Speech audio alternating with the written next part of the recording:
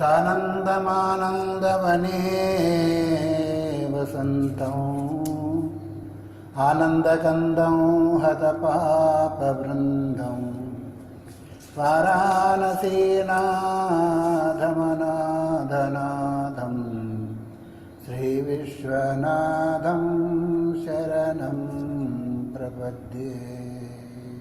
హరి ఓం తత్సత్. శంకర భగవత్పాదులు రచించిన శ్రీ సద్గురు పాదుకాస్తవాన్ని మనం విచారణ చేస్తూ ఉన్నాం.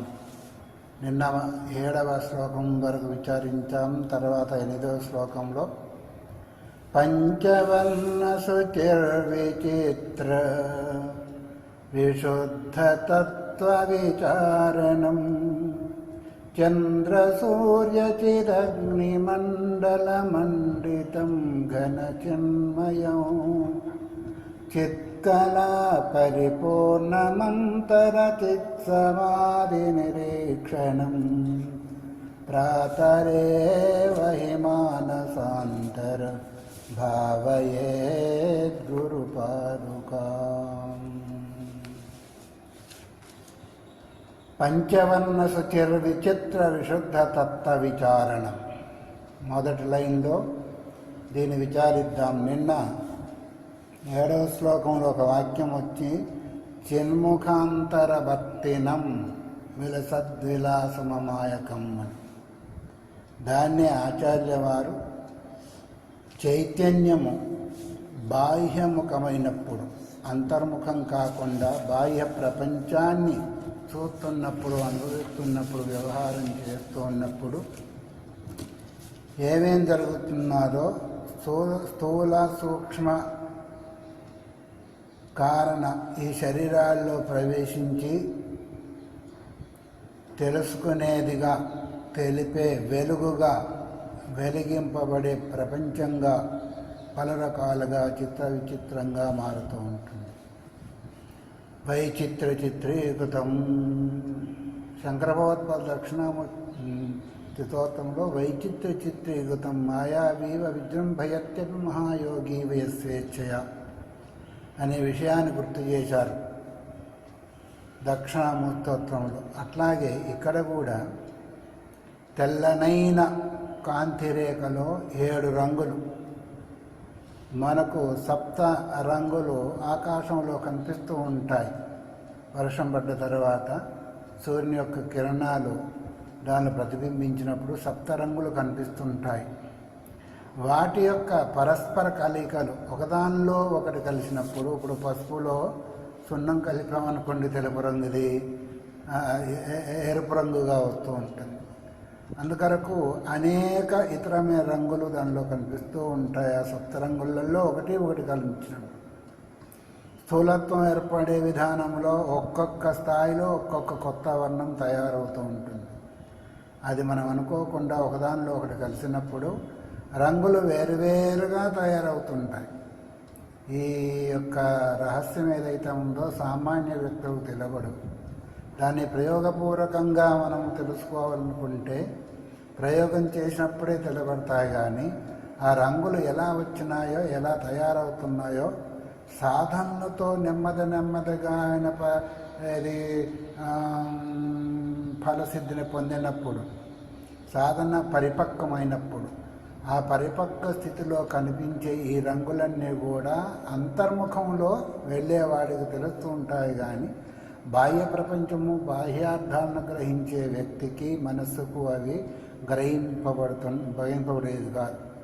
కాబట్టి ఇదంతా కూడా సాధన భాగంలో అంతర్భాగం ఉండే సాధన చేస్తూ ఉన్న వారికి మాత్రమే ఆ రంగులన్నీ కనిపిస్తూ ఉంటాయి.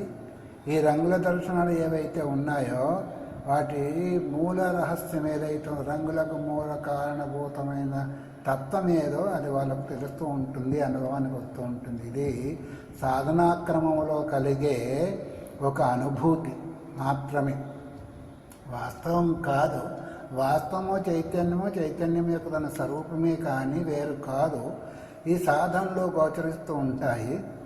అమృతనాథోపనిషత్తులో ఒక విషయం చెప్పబడింది ఏంటంటే పంచప్రాణాల యొక్క వర్ణాలు వేరువేరుగా చెప్పబడ్డాయి. ప్రాణ, అపాన, వ్యాన, ఉదాన సమానము.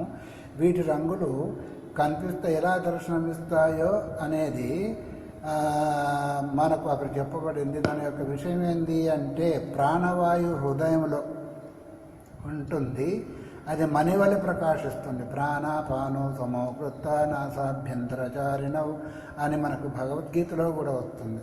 ప్రాణవాయువు హృదయ కమలము లోపల ఒక ఎర్రని మణివలే కనబడుతుంది, ప్రకాశిస్తూ ఉంటుంది. దాని యొక్క రంగు అది. అట్లాగే అపానవాయు యొక్క స్థానం ఏంటిది? ఉదస్థానం. అందుకొరకు అపానవాయువులు వస్తూ ఉంటాయి కదా, ఏదైనా తినరాని ఆహారమో లేదో పడని ఆహారం తిన్నప్పుడు, అజీర్ణమైనప్పుడు. రెండోది ఏంటంటే మలమూత్రాలను బయటికి వెలువరించే వాయువు అపానవాయువు. అందువల్ల అపానవాయు గుదస్థానంలో ఉండి ఇంద్రగోప కీటకం అంటే ఒక రకంగా చెప్పాలంటే మినుగురు పురుగు అంటామే. ఆకాశములో మనకు కనిపిస్తూ ఉంటాయి అప్పుడప్పుడు, ఈ మబ్బు పడ్డప్పుడు ఇంకొకటప్పుడు బోడని కీటకాలు తిరుగుతూ ఉంటాయి, మెరుస్తూ ఉంటాయి. దాన్ని మినుగురు పురుగు అంటారు. దాంట్లో ఇంద్రగోప కీటకం అని అంటూ ఉంటారు. ఆ రకంలో ఉంటూ ఉంటుంది. సమాన వాయువు నాభిస్థానం సమాన వాయువుకి, అది పాలవల తెల్లని రంగు కలిగి ఉంటుంది సమాన వాయువు. ఆ సమాన వాయువు మనం తీసుకున్న ఆహార పదార్థాల యొక్క రసాన్ని సమస్త అవయవాలకు చేస్తూ ఉంటుంది. కాబట్టి తెల్లడిది అంటే ఏంటిది? ఒక రకంగా చెప్పాలంటే సాత్వికమేను, అయినప్పటికీ ఆ విధంగా ఉండి. తర్వాత ఉదాన వాయువు కంఠంలో ఉంటుంది. దాని యొక్క రంగు ఏంటిది అంటే నల్ల రంగు. మనం తీసుకున్న ఆహారమును నీరును వేరుగా ఉన్న గట్టి పదార్థం వేరుగా చేసేసి ఆయా స్థానాలకు పంపించేట్టుగా చేస్తూ ఉంటుంది. అందువల్ల ఈ వ్యానవాయువు అన్ని అంగాల్లో జ్వాల వల్ల కాంతితో ప్రసరిస్తూ ఉంటుంది. వ్యానవాయువు చిట్ట చివరిది వ్యానవాయువు అన్ని అంగాల్లో ప్రశస్తి అంటూ ఒక స్థానం అంటూ లేదు. అందుకొరకు ఆ వ్యానోదన సమానాదంతా కూడా జ్వాల వల్ల ఎర్రని కాంతితో ప్రకాశిస్తూ ప్రసరిస్తూ ఉంటుంది. ఈ పంచవాయువులు ఏ వర్ణములో ఉన్నా, ఏ పని చేస్తున్నా శుభ్రంగా స్వచ్ఛంగా ఉంటాయి, వేరే ఏమీ లేదు. వాటికి మాలిన్యం అనేది కుదరదు.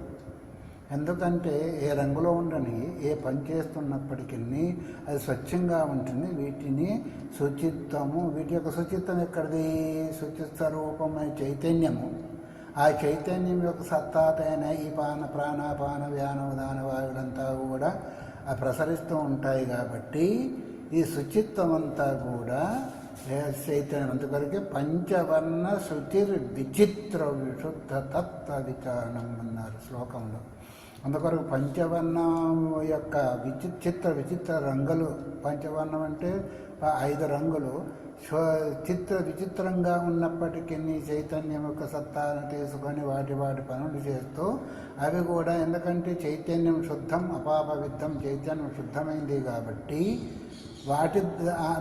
ఆ చైతన్యం ద్వారా ప్రసరించే శక్తి వీటిలో ఉంది. అందువల్ల వాయువులు కూడా ఏ పని చేసినప్పటికీ శుద్ధంగానే ఉంటుంది. అందుకొరకే శ్లోకంలో శుచిర్ విచిత్ర విశుద్ధ తత్వ విచారణం అన్నారు. శుచిగా ఉంటాయి, విచిత్రంగా ఉంటాయి, మళ్ళీ శుద్ధమయ్యే ఉంటాయి. శుద్ధతత్వానికి సంబంధించినవి కాబట్టి శుద్ధమయ్యే వింటూ ఉంటాయి. కాబట్టి ప్రాణాలన్నింటికి కూడా నియమనము, జగత్తు యొక్క అద్భుతమైన నిర్వహణ, విత్తము విభిక్షుతత్వం, అవి చేసే పనులంతా కూడా జగత్తులో విచారించినట్టయితే రకరకాలుగా పనులు కలిగి పనులు చేస్తూ ఉంటాయి. కాబట్టి చూసే వాళ్ళకు ఆశ్చర్యము, ఆనందము కలుగజేస్తూ ఉంటుంది. అందువల్ల దీన్ని నడిపించేది ఎవరో అని తెలుసుకోవాలి. ఈ 5ంటిని కూడా నడిచేదానికి సత్తా, శక్తిని ఎక్కడి నుంచి లభిస్తుందో అనే తెలుసుకోవాలని జిజ్ఞాస ఎప్పుడైతే కలుగుతుందో ఆ జిజ్ఞాస అయిన వాడికి విచారణ మొదలవుతుంది. ప్రాణాపాన వ్యాన ఉదాహరణకు వీటికి రంగులకు సంబంధించిన సత్తా శక్తి దేని ద్వారా వస్తుందో అనే జిజ్ఞాస కలిగితే అప్పుడు ఏమవుతుంది? తత్వ విచారణం. శ్లోకంలో చెప్పబడిన విశుద్ధ తత్వ విచారణం అంటే దేని ద్వారా సత్తాగలుగుతాం. మనం ఏదైతే వస్తూ ఉంటుందో, నీళ్లు వస్తూ ఉంటే ఎక్కడి నుంచి వస్తున్నాయి నీళ్ళని మనము దానికి ఎదురుగా పోయి తెలుసుకుంటూ ఉంటామో, ఈ పంచతత్వాలు పంచవాయువులకు కూడా వచ్చే సత్తా ఎక్కడిది అనేది జిజ్ఞాసు అంటే సాధన చేసేవాడికి. మిగతా వాళ్ళంతా కూడా జ్ఞాతం ఇచ్చు జిజ్ఞాసు, తెలుసుకోవాలని ఇచ్చగలిగిన వాడు జిజ్ఞాసు అందులో పొరికొలుపుతూ ఉంటుంది. కాబట్టి ఆ గురుపదగా ధ్యానం చంద్ర సూర్య చిదగ్ని మండల మండితం అన్నారు. రెండో పాదంలో చంద్ర సూర్య చిదగ్ని మండల మండితం యదాదిత్యగతం తేజో జగద్భాసైతేకలం యచ్చంద్రమసి యచ్చాగ్నో తత్తేజో విద్ధిమామకం భగవద్గీత తస్య భాషాసరమిదం విభాతి ఉపనిషత్తు. అంటే చిత్తి యొక్క ప్రకాశం ఏదైతే ఉందో చిదగ్ని మండల మండితం, మండితం అంటే పూజింపబడిన అర్థం అవుతుంది, లేదా దాని మండనం అంటే అలంకారం అనేది కూడా వస్తూ ఉంటుంది. అందుకొరకు చిదగ్ని చేతనే చంద్రుడు సూర్యుడు ప్రకాశిస్తున్నారు. యథాదిత్యగతం తేజో అన్న తస్య భాష సర్వమిదం భాతి అన్నట్టుగా చైతన్యం యొక్క సత్తా పూర్తి ప్రకాశాదుల చేతనే చంద్ర సూర్యులు కూడా ప్రకాశిస్తూ ఉంటాయి, ప్రకటమవుతూ ఉంటాయి. అందువల్ల అనేక రకాలైన స్థూల సూక్ష్మ రూపాల్లో ప్రకటమవుతూ బాహ్య రూపాలను అందరూ చూస్తారు, కానీ వాటి రహస్యాలను మాత్రము సాధకుడు మాత్రమే తెలుసుకోగలుగుతాడు. బాహ్య రూపం వేరు, ఆంతరిక రూపం వేరు, దాని యొక్క స్థితిగతులు వేరు, దీని యొక్క స్థితిగతులు వేరు. శాస్త్రజ్ఞులు సూర్యుని యొక్క తేజం ఎలా కలుగుతుందో, చంద్రుని వెన్నెల ఎలా వస్తుందో, అగ్ని విధించడం ఎలా చెప్తారు. సూర్యుని యొక్క ప్రకాశం ఎలా ఉంటుంది, చంద్రుని యొక్క ప్రకాశం ఎలా ఉంటుంది, అగ్ని యొక్క తత్వం ఎలా ఉంటుందని బాహ్య రూపాలను చూసి బాహ్యంగా వాళ్ళు స్థూలంగానే చెప్పగలుగుతారు, కానీ దాని ఆంతరికం ఏంటిదో వాళ్ళకు తెలియదు. శాస్త్రం వేరు, అనుభవం వేరు. శాస్త్రంకుల స్థితిగతుడు వేరు, అనుభవజ్ఞ స్థితిగతుడు వేరు. అందువల్ల చంద్రుడు సూర్యుడు అగ్ని వీటిలో కలిగించే వీటిలో కనిపించే ప్రకాశము తత్వము వాటి యొక్క మండనం అంటే అలంకారం ఎటువంటిది అనేది వాళ్ళు చెప్పలేరు. కానీ అంతర్ముఖంగా ధ్యానం చేసి సాధకుడు మాత్రము ఇంకా లోపలికి వెళ్తూ వీటికి ప్రకాశం ఎక్కడి నుంచి వస్తుంది, ఆత్మ యొక్క ప్రకాశం ఏంటిది అనే దాన్ని వెతుకుతూ ఉంటాడన్నిటికీ. కానీ ఈ వెలుగులన్నిటికీ కారణమయ్యేది ఏంటిది? మన అంతరంగమే. ఎందుకంటే అంతరంగం అంతే భాషిస్తూ ఉంటుంది. అంతరంగం అంటే అంతఃకరణమందు ప్రకాశిస్తూ ఉంటుంది. అంతఃకరణమందు ప్రకాశించినందువల్లే జీవుడు అనే పేరు కూడా వచ్చింది. అది తెలుసుకోవడానికి తగిన సాధకుడి అర్హత కూడా ఉండాలి. నాకు కనిపించలేదు. ఎట్లాగైతే బ్రహ్మంగారు చెప్తూ ఉన్నప్పుడు కక్కయ్య వెళ్ళి పంచకోశం చూడాలని తన భార్య యొక్క శరీరం కోసాడు కల్పిస్తాయి. అట్లాగా బాహ్య రూపమైన సాధన చేత అవి కనిపించేవి కాదు, అనుభవానికి వచ్చేవి కాదు. కానీ అంతర్ముఖుడై బాహ్య విషయ విముఖుడై అంతర్ముఖంగా సాధన చేస్తున్నప్పుడు మాత్రమే వాటి యొక్క రహస్యాలను తెలుసుకోగలుగుతాడు. కాబట్టి వీటి యొక్క రహస్యం తంత్రశాస్త్రాలలో చాలా నిగూఢంగా చెప్పబడింది. ఆత్మజ్ఞానానికి సంబంధించిందే అయినా వీటి యొక్క రంగులు కలయికలు వగైరా వీటి యొక్క స్థానాలంతా కూడా తంత్రశాస్త్రాల్లో విస్తారంగా చెప్పబడుతుంది. అందులో పోతే మళ్ళీ అదొక భావన ఏర్పడుతుంది. కాబట్టి ఆ బాహ్యంలో ఈ ఆకాశ చక్రము సూర్యచంద్రాగ్నులు ఉన్నట్లే మానవులో సూర్యచంద్ర లోపల కూడా సూర్యుడు చంద్రుడు అగ్ని సముద్రాలు వగైరా మనకు కనిపిస్తున్నాయని ఇంతకుముందు ఒకసారి చెప్పుకున్నాం.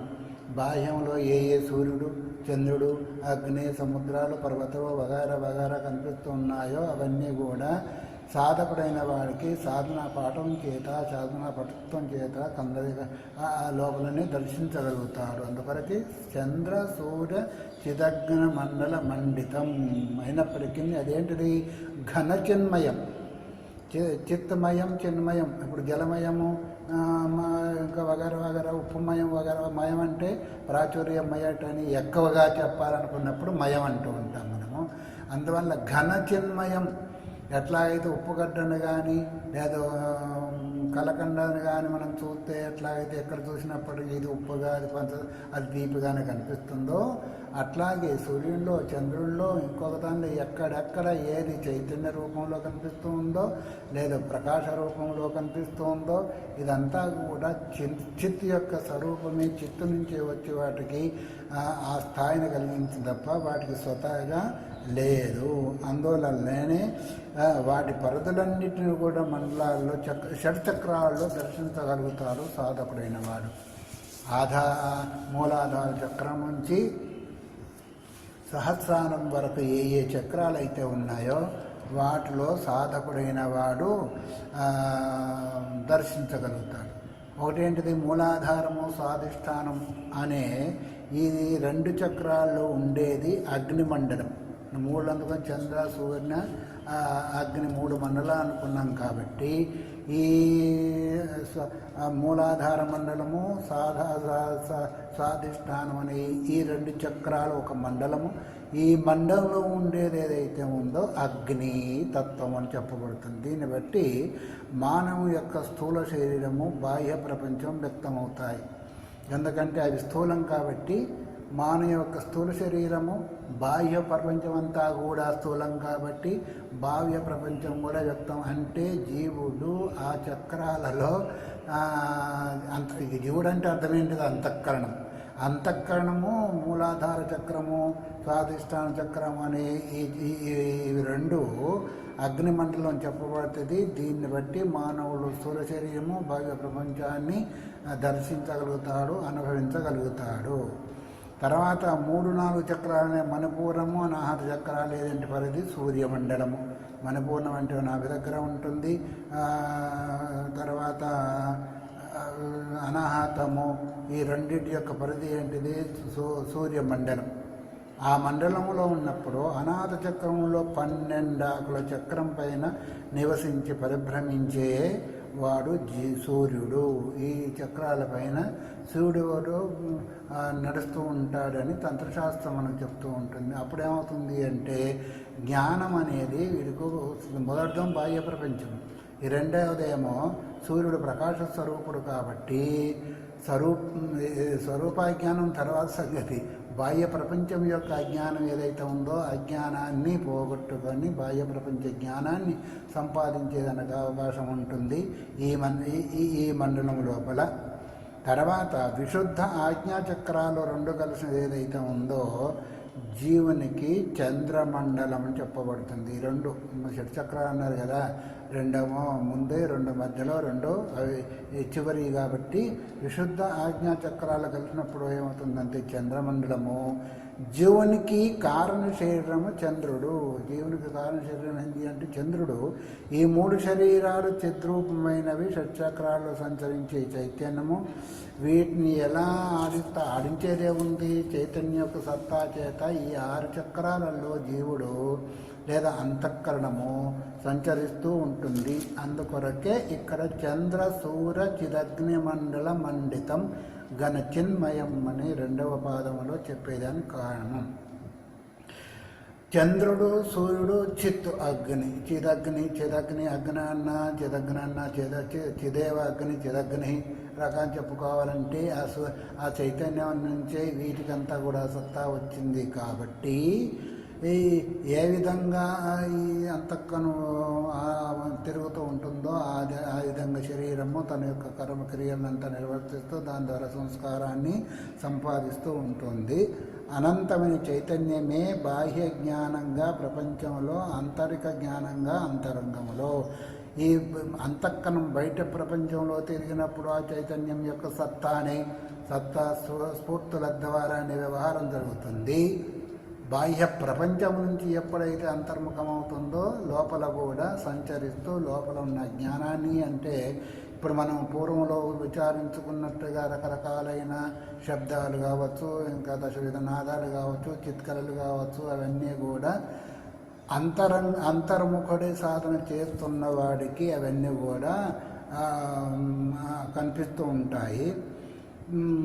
చైతన్యం యొక్క సత్తా స్ఫూర్తి బాహ్య ప్రపంచంగాను, ఆంతరిక ప్రపంచంగాను, బాహ్య జ్ఞానంగాను, ఆంతరిక జ్ఞానంగాను. ఎందుకంటే చిదగ్ని మండల మండితం అన్నారు కదా. దీనిలో మండల మండితం ఘన చిన్మయం అంటే చిన్మయానికంటే వేరే, చిత్ కంటే వేరే లేదు, చిత్ చైతన్యానికంటే వేరే లేదు. కాబట్టి ఆ ప్రకారంగా జీవుడు సాధకుడైన వాడు బయట ప్రపంచం జ్ఞానంతో పాటు ఆంతరిక ప్రపంచంలో, ఆంతరిక సాధనంలో ఏది చేయగలుగుతాడో, దర్శించగలుగుతాడో అది ఈయనకు. అందుకొరకు సమస్తము చిన్మయమే, లోపల చిన్మయమే, బయట చిన్మయమే, చిత్తు కంటే వేరే లేదు. వేరే ఏదైతే కనిపిస్తుందో అది పరంపరగా చిన్మయమే తప్ప వేరే కాదు అనేదాన్ని గ్రహించగలుగుతాడు. అప్పుడు అంతవరకు సాధకుడు బయట ప్రపంచం వేరే, లోపల ప్రపంచం వేరే. బయట ప్రపంచం సత్యమైంది, లోపల ప్రపంచం అసత్యం. లోపల ప్రపంచం ఏంటిది? సంకల్పాత్మకము. బయట ప్రపంచం ఏంటి? వస్తు స్వరూపము. అందుకొరకు ఈ రెండింటిని కూడా తను చూస్తూ లోపలదేమో అసత్యం అనుకుంటాడు, బయటదేమో సత్యం అనుకుంటాడు. ఎప్పుడైతే సాధన ద్వారా ఘన చిన్మయం, బయట ఉండేది చిన్మయ స్వరూపమే, లోపల ఉండేది చిన్మయ స్వరూపమే గ్రహించగలుగుతాడో అలాంటి వాడికి ఇంకా ఆనందమే ఆనందము. అందుకొరకు చిత్కళా పరిపూర్ణము.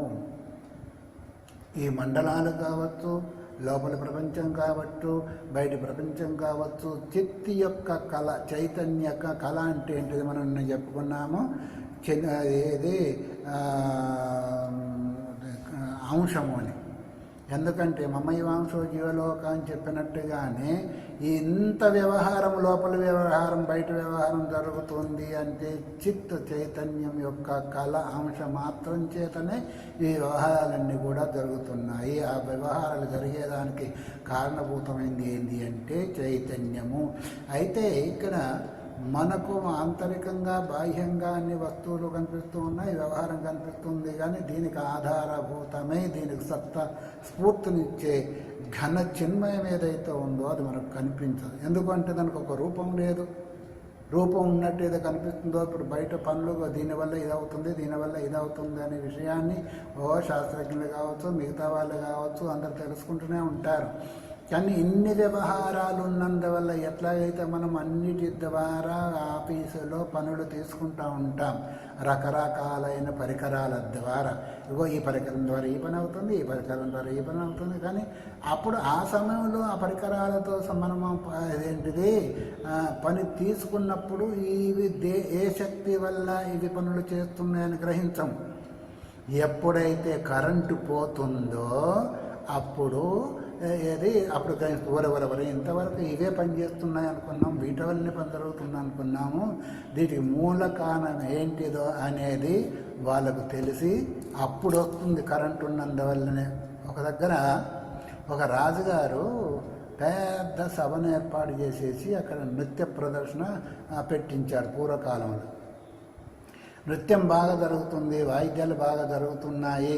జరుగుతున్న సమయంలో పక్కవాడు ఉండలేక ఇంకొక పక్కవాడిని అడిగాడు, అయ్యా ఈ సన్నివేశానికంతా కూడా మూల కారణం ఎవరు అని అడిగారు.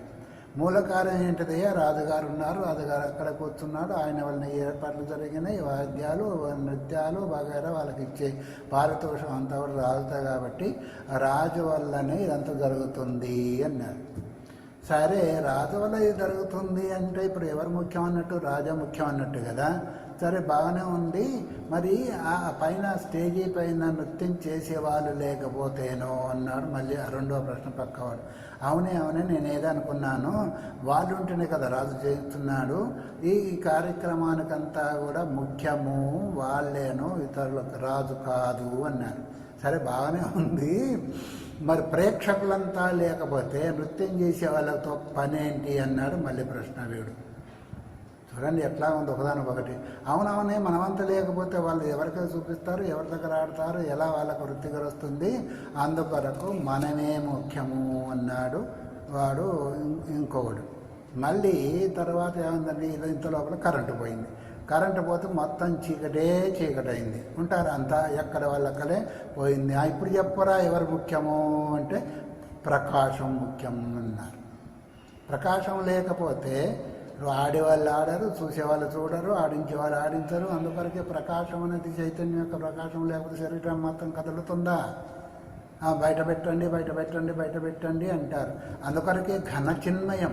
బయట వ్యవహారం జరిగినా లోపల జరిగినా ఘనీభూతమైన చైతన్యం ఏదైతే ఉందో చైతన్య శక్తి చేతనే ఇవన్నీ జరుగుతున్నాయి. కానీ కరెంటు లేకుండా ప్రతి వస్తువు, కరెంటుతో నడిచే వస్తువులన్నీ కూడా ఎట్లాగైతే పని చేయకుండా పోయి ఉంటాయో అలాగే మన బాహ్య వ్యవహారం కానీ లోపల వ్యవహారం కానీ ఇంకా ఏ వ్యవహారం ఉన్నప్పటికీ చిన్మయం యొక్క చిత్కళా పరిపూర్ణం అంతరం అన్నారు. చిత్కళా పరిపూర్ణం, చిత్ యొక్క కళ, చైతన్యం యొక్క అంశము మాత్రం చేతనే ఏకాంశేన అన్నట్టుగానే ఇక్కడ కూడా కళ అంటే ఒక్క కళ. మనం చెప్పుకున్నాం కదా 16 కళలు వగైరా వగైరా అనుకుంటా. ఆ చైతన్యం యొక్క కళ లేకుండా, చైతన్యం యొక్క సత్తా లేకుండా, చైతన్యం ద్వారా స్ఫూర్తి లభించకుండా ఈ వ్యవహారం జరిగేదానికి వీల్లేదు. అలాగే బయట ప్రపంచాన్ని గురించి ఎలాగైతే శాస్త్రజ్ఞులు విచారిస్తుంటారో సాధకుడైన వాడు అంతర్ముఖుడై ఉండి ఏం చేస్తాడు? చిత్కళా పరిపూర్ణం అంతరం చిత్ సమాధి నిరీక్షణం అన్నారు. ఇదంతా తెలుసుకునే దాని కొరకు సాధకుడైన వాడు వెతుకుతూ ఉంటాడు. ఇంకా ఏం వెతుకుతూ ఉంటారు? పరంపర అంతా తెలుస్తుంది కదా. ఎట్లాగైతే పరిశోధకులైన వాళ్ళు దీన్ని ఏమంటారు, మన రీసెర్చ్ చేసే వాళ్ళంతా కూడా గ్రంథాలను పరిశోధించి వ్యక్తులను ప్రశ్నించి వగైరా వగైరా వగైరా సారాన్ని వాళ్ళు సేకరిస్తూ ఉంటారో అట్లాగే సాధకుడైన వాడు తన సాధన ద్వారా లోపల బయట జరిగే ఈ వ్యవహారానికి మూల కారణం ఏంటి అని తెలుసుకోవాలని జిజ్ఞాస కలుగుతుంది. అందుకొరకే చిత్సమాధి నిరీక్షణం, ఏదే నిశ్శేషణ ఈక్షణం నిరీక్షణం. నిరీక్షణం అంటే చూడమని అర్థం. అందుకొరకు సంపూర్ణంగా దాన్ని చిత్సమాధి, చిత్తందే మనస్సును లయం చేసి తాను అవగాహన చేసుకుంటాడు. సమాధి అంటే అర్థం ఏంటి? సమం ఆధియతే ఇది సమాధి. దాన్ని సమానంగా చేసేవాడు. సమానంగా చేసేవాడు అంటే ఏ తత్వం లక్ష్యం ఏదైతే ఉందో దాని ప్రకారంగానే తదాకారంగానే చేస్తూ ఉంటాడు. చిత్సమాధి నిరీక్షణం, నా మనస్సు కూడా ఆ చిత్తందే లయించుగాక అనే భావనతో అంతర్ముఖుడై లోపల అన్వేషిస్తూ ఉంటాడు సాధకుడైన, ముఖ్యమైన సాధకుడైన వాడు. ఆ సాధన ఏదైతే ఉందో అది గురువు యొక్క అనుగ్రహం చేత, శాస్త్రం యొక్క అనుగ్రహం చేత, దైవం యొక్క అనుగ్రహం చేత ప్లస్ వాడు చేసుకున్న పుణ్యం చేత మాత్రమే లభించేది. కానీ అంత తేలికగా సాధకులు లభించేది కాదు. అందుకొరకే చిన్ముఖాంతరవర్తినం విలసద విలమా అని చెప్పినట్టుగానే ఇక్కడ కూడా చిత్కళా పరిపూర్ణం అన్నారు. అక్కడ ముందు శ్లోకంలో చిన్ముఖాంతరవర్తి అన్నారు. ఇక్కడేమో చిత్కళా పరిపూర్ణం, చిత్ యొక్క కలించేతనే సమస్తం వ్యవహారం అంతా కూడా పరిపూర్ణమై పరిపూర్ణం అంతరం చిత్సమాధి నిరీక్షణ.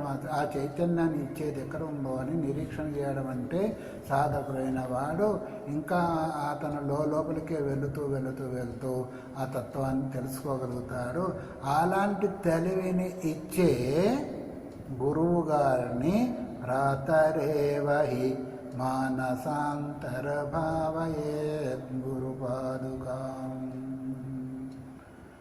ఇలాంటి జ్ఞానాన్ని బోధించి జ్ఞాన సాధనకు ఆటంకాలైన తత్వాన్ని కూడా తెలియజేసి వీటి ద్వారా మీరు జాగ్రత్తగా ఉండాలి అనే భావనను బోధించే వాళ్ళు ఎవరు?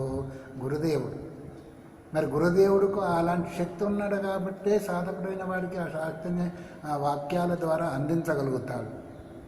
లేకపోతే గురువు డబ్బు కొరకు ఇంకో దానికో ఉండి గురువు దగ్గర సేవ చేస్తే అదంతా కూడా మనకే వస్తుందా?